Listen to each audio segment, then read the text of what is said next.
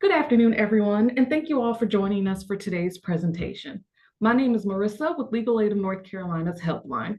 Today, we have a group of people here presenting for us on disaster recovery.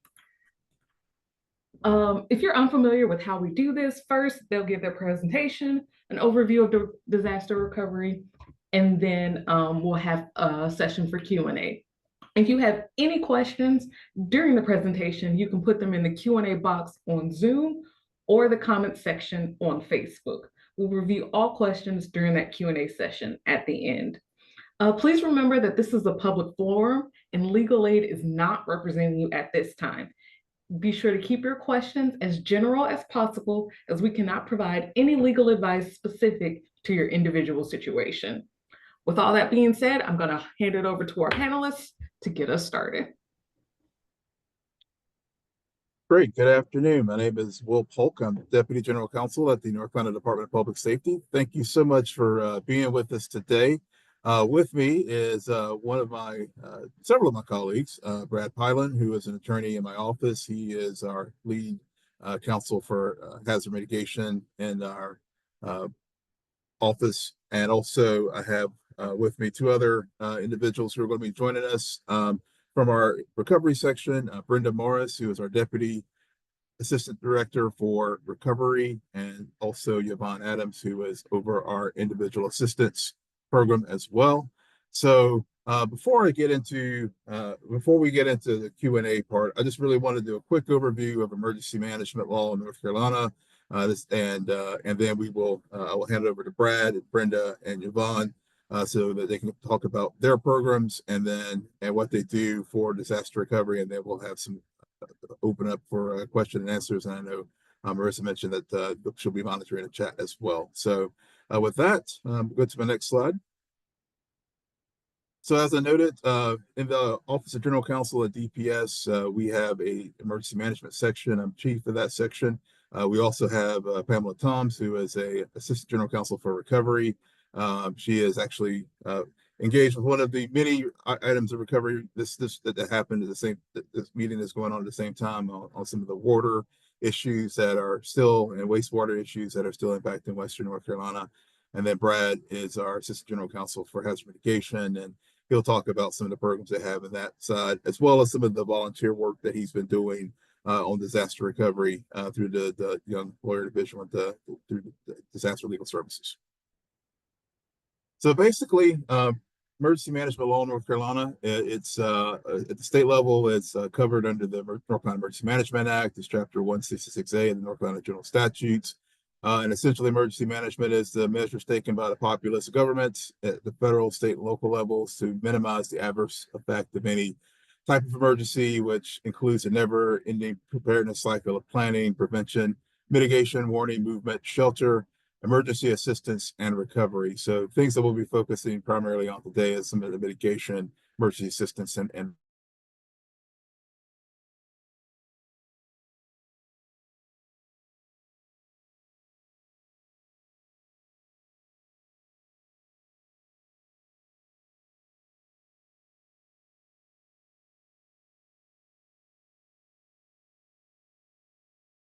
recovery aspects of that. It's really, many folks may have seen this wheel before. It's the never-ending cycle of emergency management. It's the wheel of mitigation, preparedness, response, and recovery. You see the event-driven phases, which is where we are right now with the lean response and recovery, but also independent of events as far as mitigation. That's the long-term and short-term work that's being done to make sure that to make us more resilient, so that when a disaster does strike, we can mitigate the impacts of that through the various programs that are available at the federal, state, and local levels.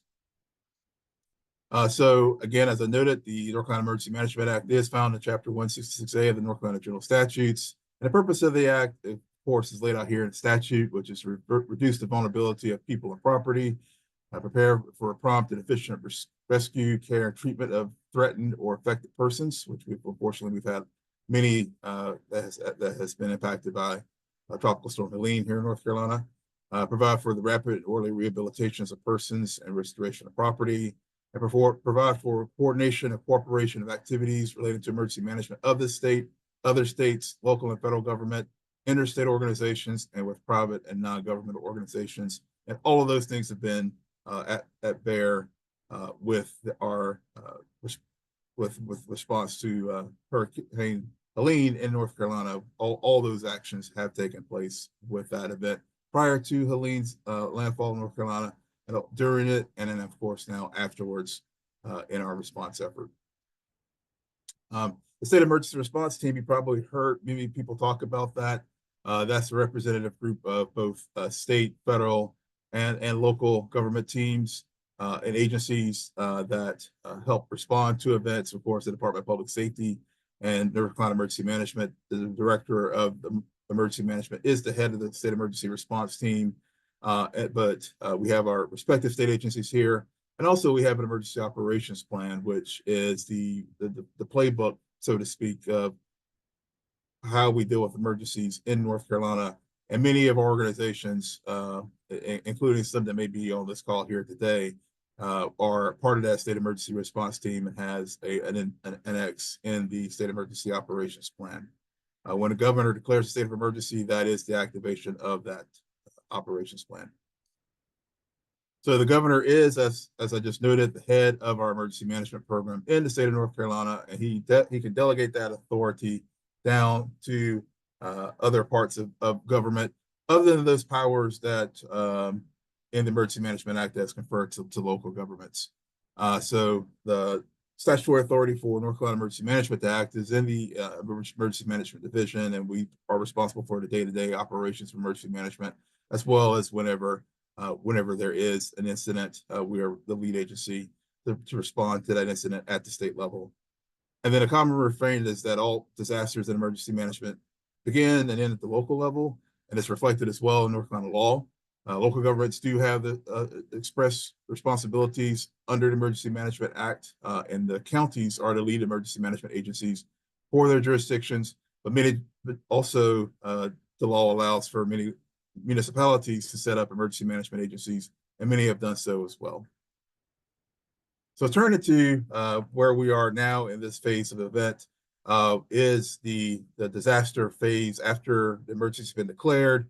How do we get either a state or federal disaster declaration in place?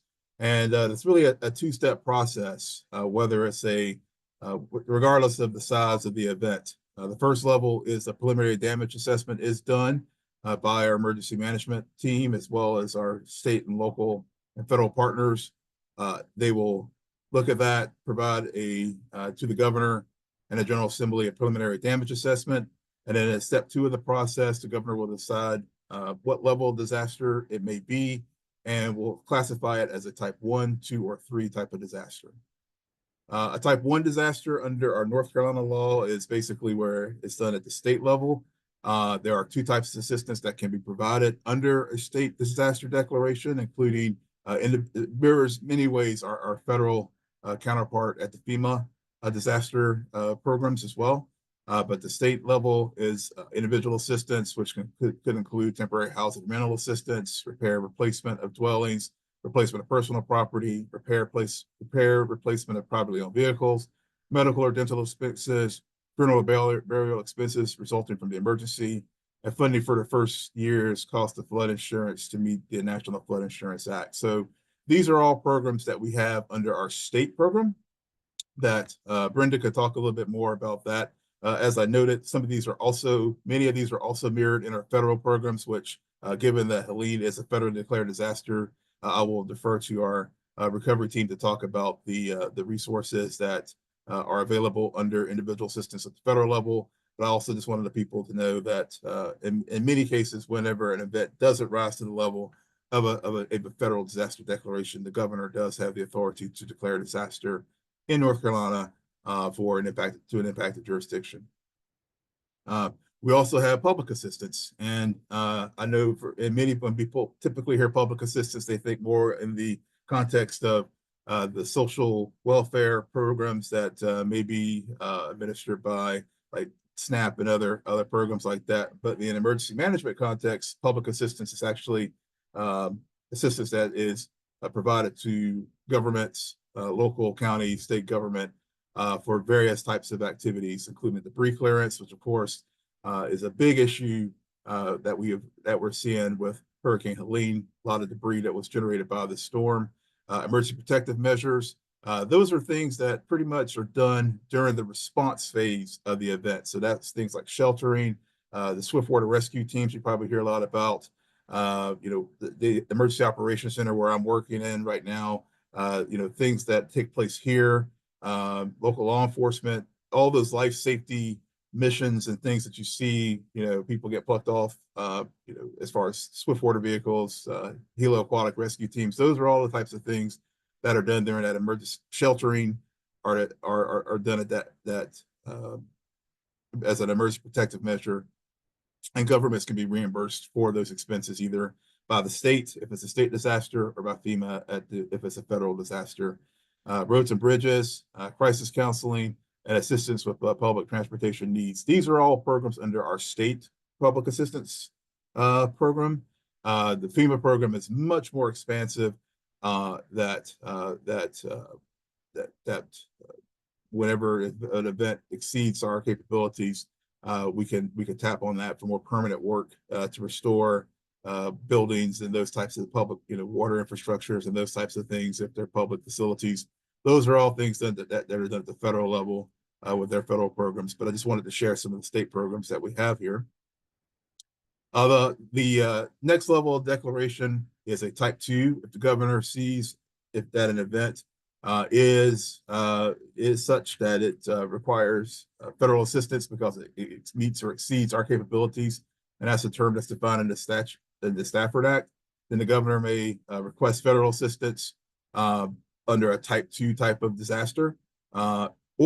And in addition to that, there are a couple of supplemental programs that we have at the state level to help out, which is the SARF, the State Acquisition Relocation Funds. That's one of the programs that mitigation has to move people out of floodplains and other things like that.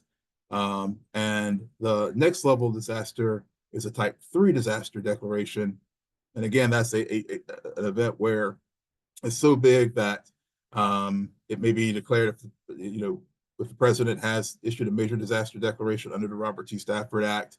And the other unique nature about the type 3 disaster declaration is many times the General Assembly either will either at the call of the governor or they may be, as in the case with Hurricane Helene, they were already planning on some October sessions, so they had a special session to deal with Hurricane Helene.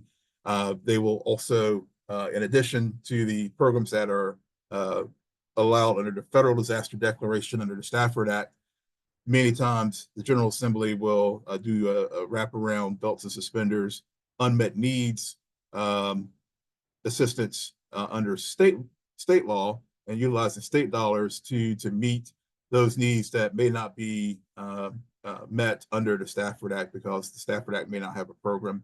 So there are many programs that are created by the General Assembly to deal with various unmet needs for our citizens in the event of a type 3 disaster.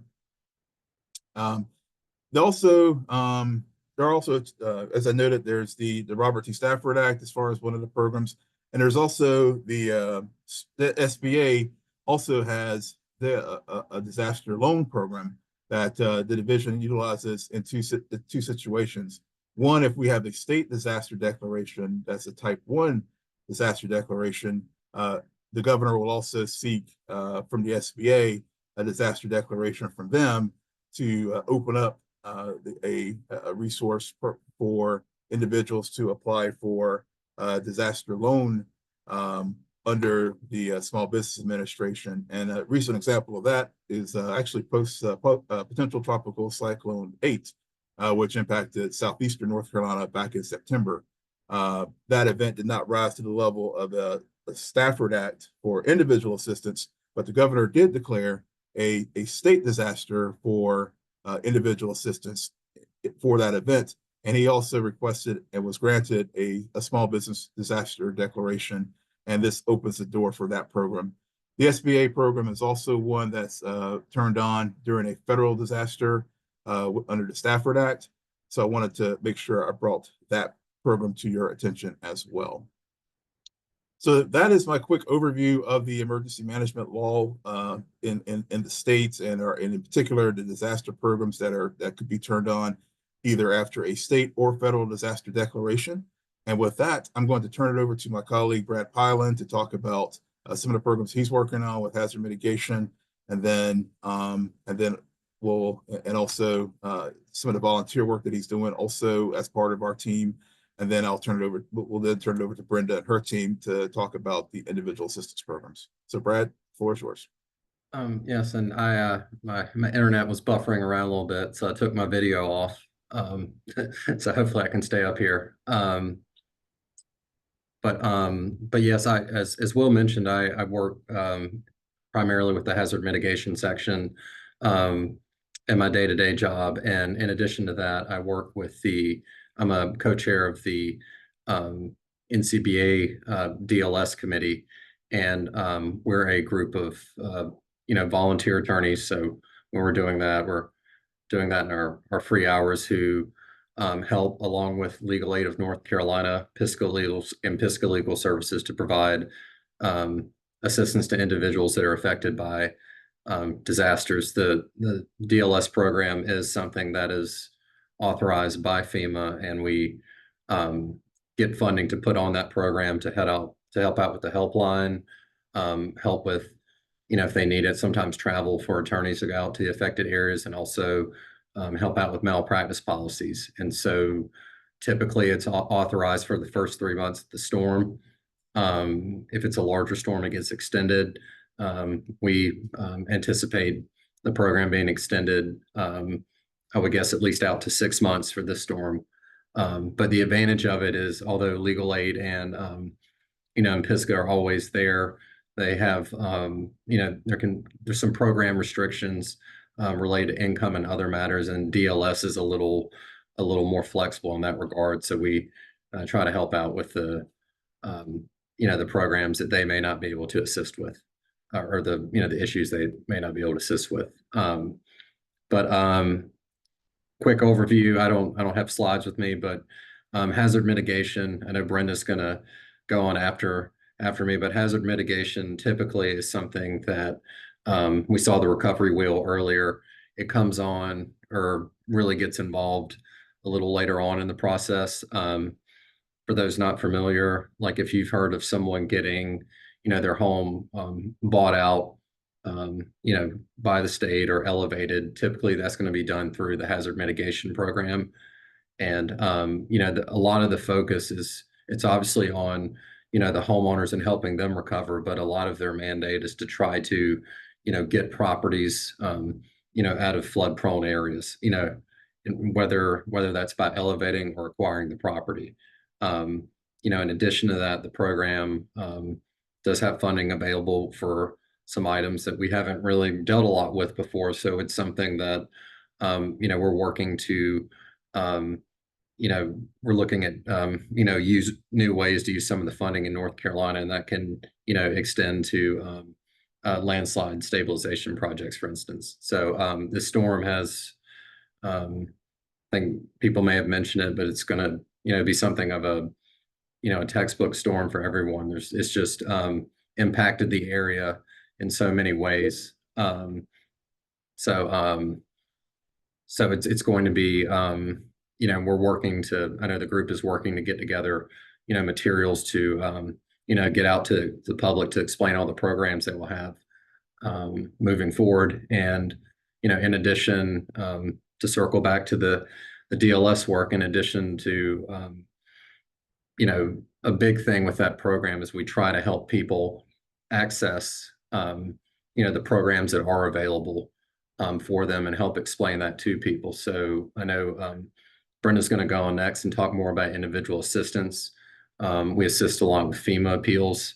Those can be tough to navigate sometimes, especially after you've had a traumatic event like this. Also, there's other nonprofit groups that will be going through in the area. A lot of times they have certain requirements Ownership's a big thing. A lot of times we have to, help people clear up murky land situations or title situations in order for some of these homeowners to, get the assistance from those groups. And even that extends to, some of the programs that are, available through hazard mitigation and other state agencies too.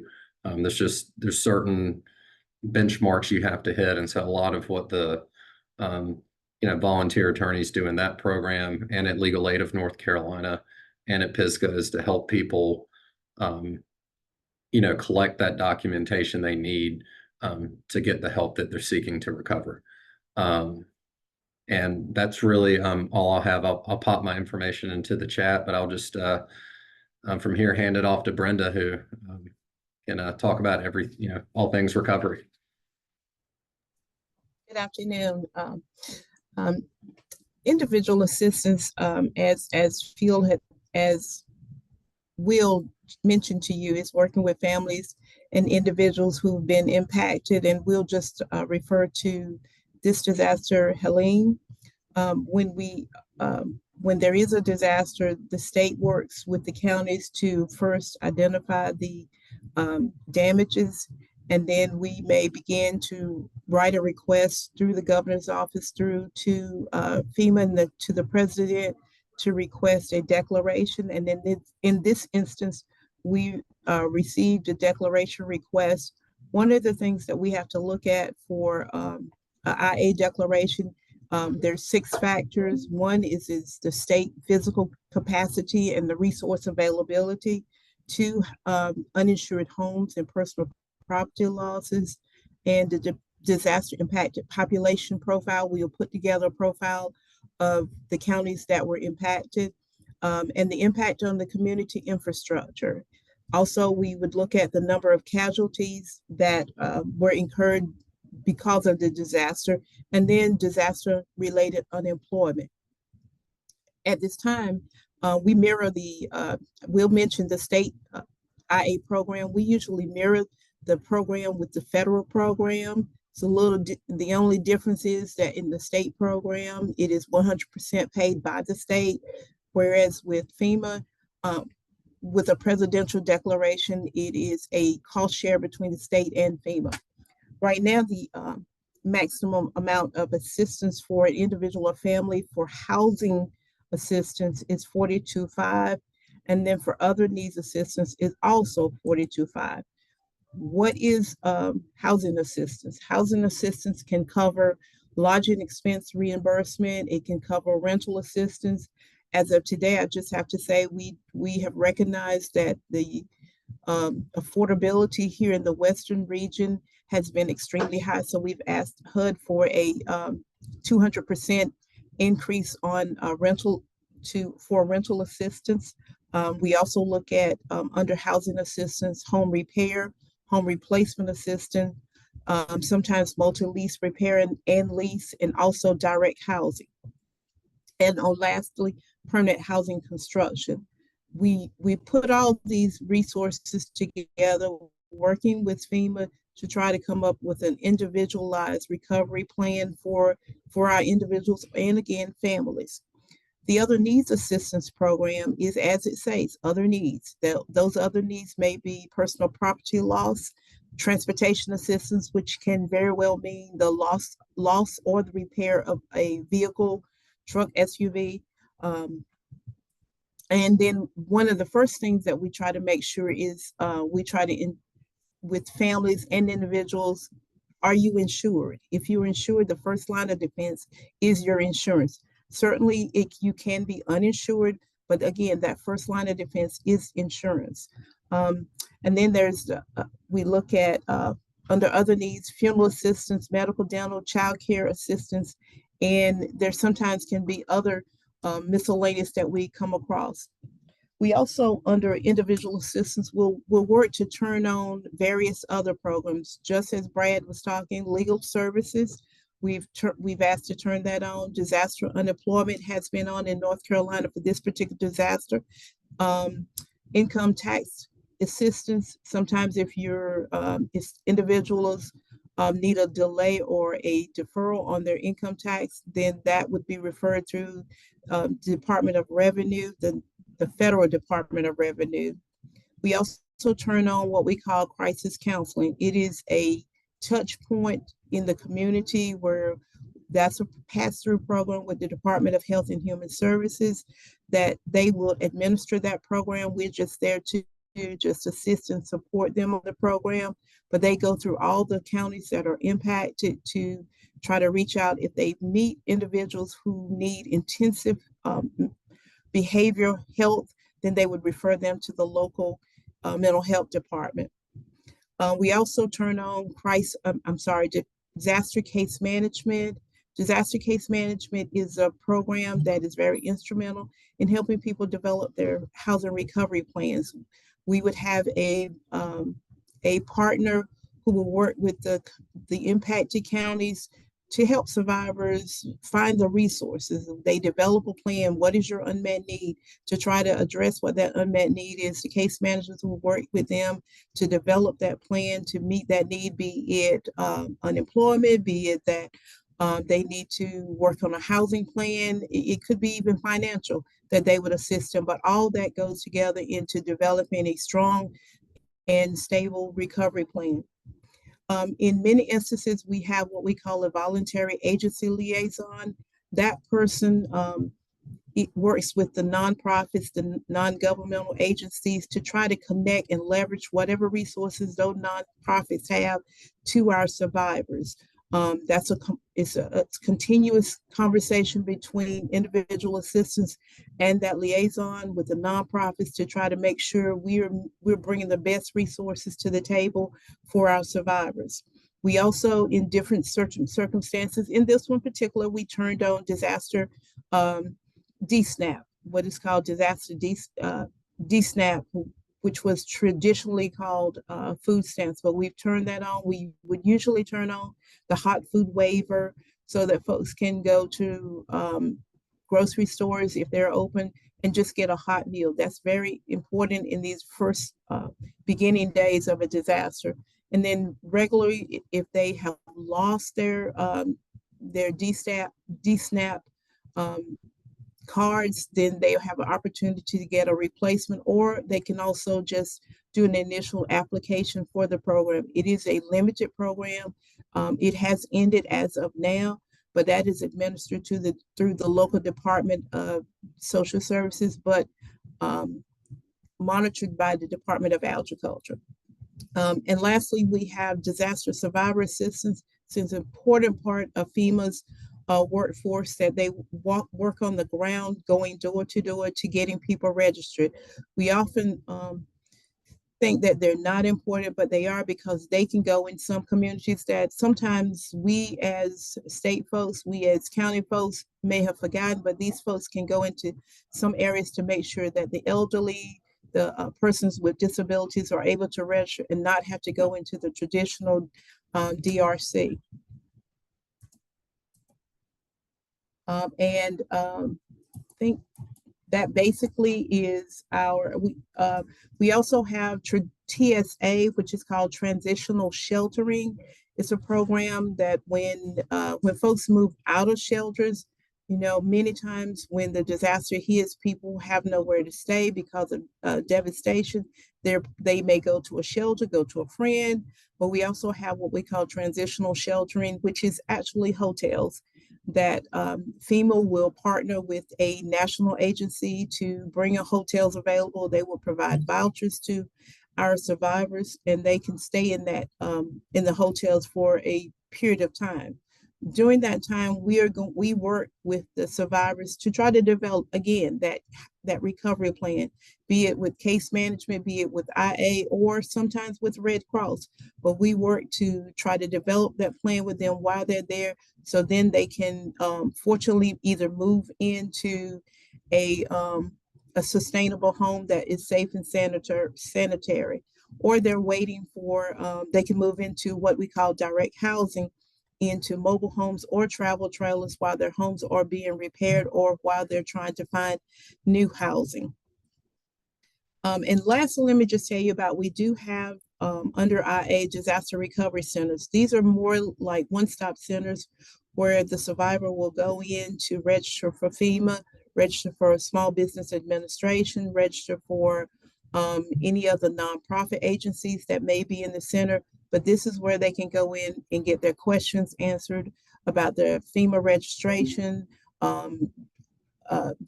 to get information about if they've lost their cards, their driver license. I know many of the Department of Motor Vehicle are trying to put representatives in the DRC to try to help answer those questions. And that will be coming much more in the next week or so, but they are trying to get that assistance in the DRCs. And that is in a nutshell the most important things about individual assistance right now. And if anyone has any questions, I will take those questions. All right, if anyone has any questions, if you're on Zoom, if you can put those in the Q&A box. If you're on Facebook, please put those in the comment section. I'm not seeing any questions on either platform right now, so I am going to give it just a few moments here to see if any questions do come in. Once again, for those online, you cannot unmute, so you will need to type your questions in either the Q&A box or the comment section.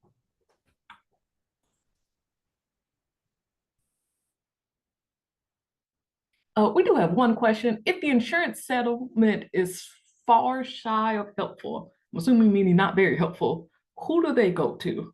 You would go back to, you would go back to FEMA to explain that to them. Take your declaration page and that letter from the insurance company to them, and then they would review that. And if they are able to assist you, you will be receiving a letter from them.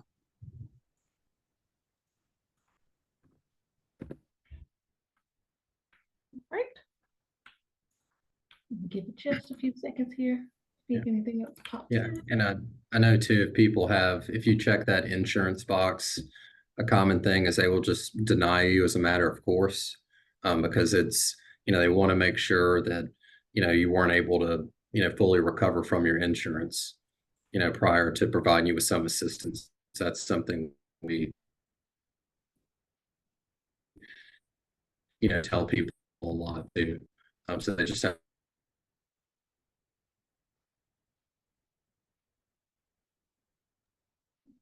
to show the position.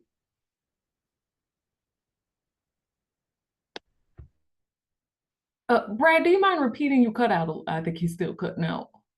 Oh, sorry. I'll take my video off. Can you hear me now? Yeah, if you could just repeat what you had said. Yeah. Well, I was even like Brenda was mentioning if you check that insurance box, FEMA will ask if you have insurance. And if you do, and you don't demonstrate that there was some, denial or decision hasn't been made, they're going to deny you for assistance really as a matter of course for IHP, the home repair part. And then really all you have to do is, like she says, you take that denial or some proof that, it wasn't, maybe you received some money, but it wasn't adequate to get you into a safe, sanitary and habitable position.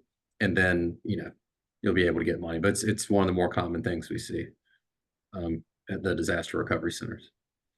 Gotcha. We do have a question on the chat, and if our panelists are able to pull up the chat on Zoom, you might be able to look at this a lot better than I can. But someone whose land became a FEMA floodplain 10 years ago, and it has, I guess, gotten more dangerous through man-made problems. What are their kind of resources there? Once again, look at the question in the chat to get a better understanding. Yeah, I was just looking at that question, and I'm trying to think through. I know floodplain mapping generally is it's a mix of both state and federal I guess movement, because many floodplain maps and development maps are regulated at the local level as far as having any building ordinances and those types of things. What we could do is if she could follow up, we have our flood and plain mapping unit within the division here. Maybe if she could follow up with one of us, on, I know I dropped my number in the chat. I know Brad did as well. So we can get some more information. Then we can maybe be in a better position to be able to point her in the correct direction, as far as trying to get her, get her floodplain maps updated. I assume she's in Western North Carolina, but it's hard to know with from the chat here if it was, someone in the east or the west, but we can follow up. All right, perfect. I am not seeing any more questions on either platform, so I'm going to go ahead and say thank you everyone for joining us. Special thank you to our panelists for presenting all of that great information. If you want to review anything that was discussed today, you can do so on Legal Aid of North Carolina's Facebook page. A recording of this video will be immediately available once the session ends. You can access the recording with or without a Facebook account at www.www.facebook.com/legalaidnc. Thank you all so much, and I hope everyone has a great rest of their afternoon.